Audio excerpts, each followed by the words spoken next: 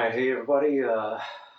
So I recently saw this video put out there by another security trainer, and just wanted to respond because uh, I see things that are put out many times that, frankly, they just come off as pretty silly to me. Um, I remember when I was a licensed to carry instructor. Uh, I would hear some things that were taught by other instructors and just wonder how they were holding that kind of position because they were just going off of silly stuff that they had heard before that had really no legitimacy. And so sometimes, you have to try to kind of counter all the garbage that's out there. And look, if you have seen these things that have been taught, and you think they're good, they work for you, that's up to you, okay? But I'm gonna tell you what I think about these techniques and why there are some issues that I see with them. One of them has to do with basically CQB tactics with a pistol. Okay, and a lot of this revolves around home defense when it comes down to it.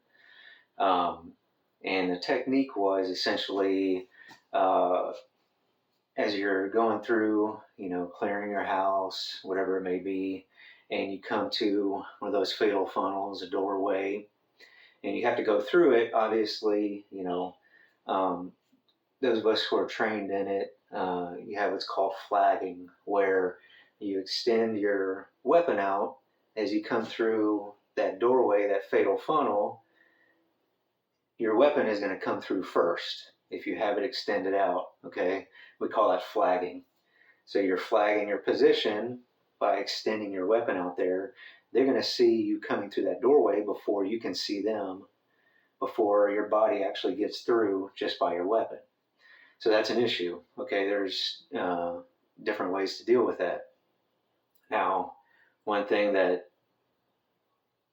like I said, I saw out there that someone had actually been trained in from somewhere, I'm not sure where, but is that as you're coming through, as you bring your weapon in, you actually grab it like this, and that way if you come through and you come across someone right there, you actually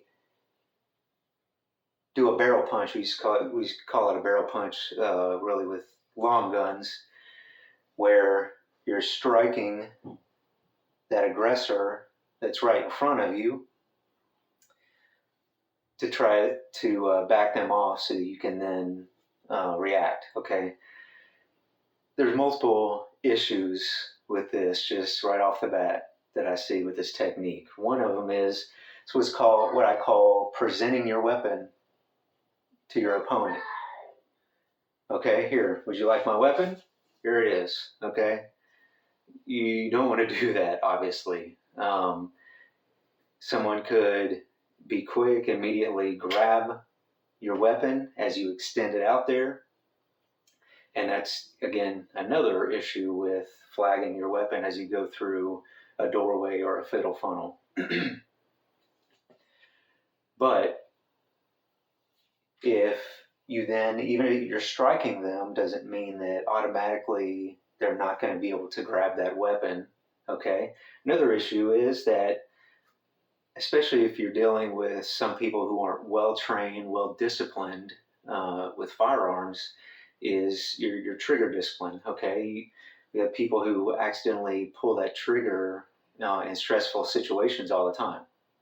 So when you're barrel punching somebody, and if they automatically or accidentally pull that trigger when it happens, now you just jammed your weapon.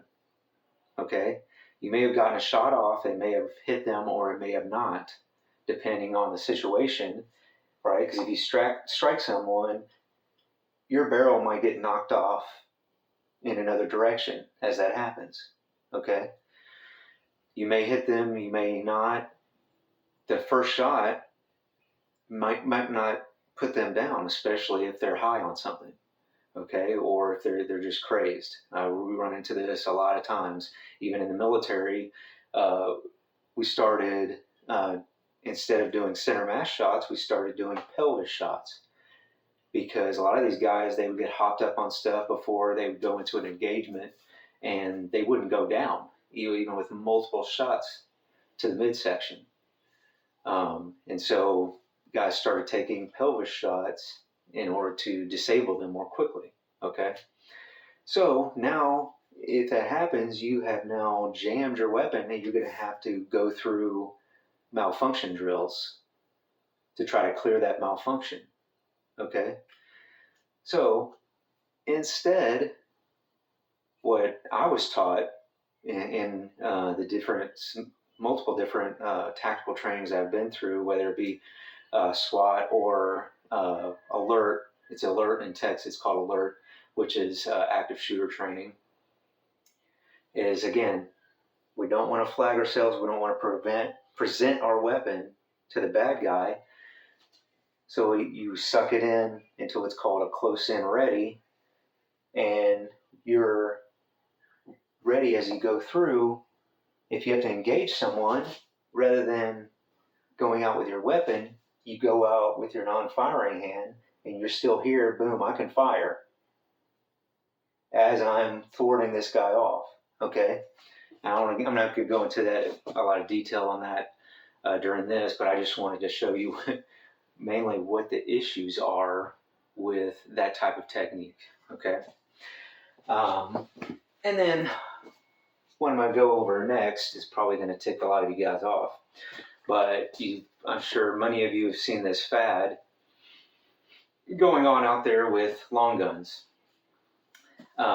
Right? We have this new carry technique, right? When the trainings I've been through, everything that I was taught previously, right? Your long gun position, you're holding it up here. A lot of us, we would pull it right in next to the magazine well as a nice secure hold, right? We're always told elbows in, nice compact platform, that we call a platform for firing, okay? Nowadays, you see a lot of these guys, they have what's called this thumb over technique, right? Where you place the thumb on top of your front guard, and most guys will stick their arm way out here, okay? And the theory behind this, a lot of guys, the whole reason that they use it is supposed to be for recoil control. Now, just to begin with, what we're talking about the vast majority of the time are 5.56 weapons, rifles. And frankly, if you can't control the recoil of a 5.56 rifle as you're firing, even rapid firing, then there's an issue with your platform, period. Okay? Now, if you're talking about long distance, you're out there and you're doing some long distance fire where you can't get a good rest on anything, you're in the standing and you're trying to make long distance shots, more rapid fire, then maybe I can understand it. But if you're talking about CQB, I have issues with this technique, okay? And one of the main issues is that, for one thing, one of the reasons we were always taught to have a nice compact shooting platform is that you could be in this position for quite a while. And if the more you extend your arms out like this, the quicker you're going to get fatigued. All right, so that's why in CQB, we would always want a nice compact shooting platform, as well as there's tactical reasons for not wanting your elbows to stick out. But, to me, I see this as just more of a fad as much as anything.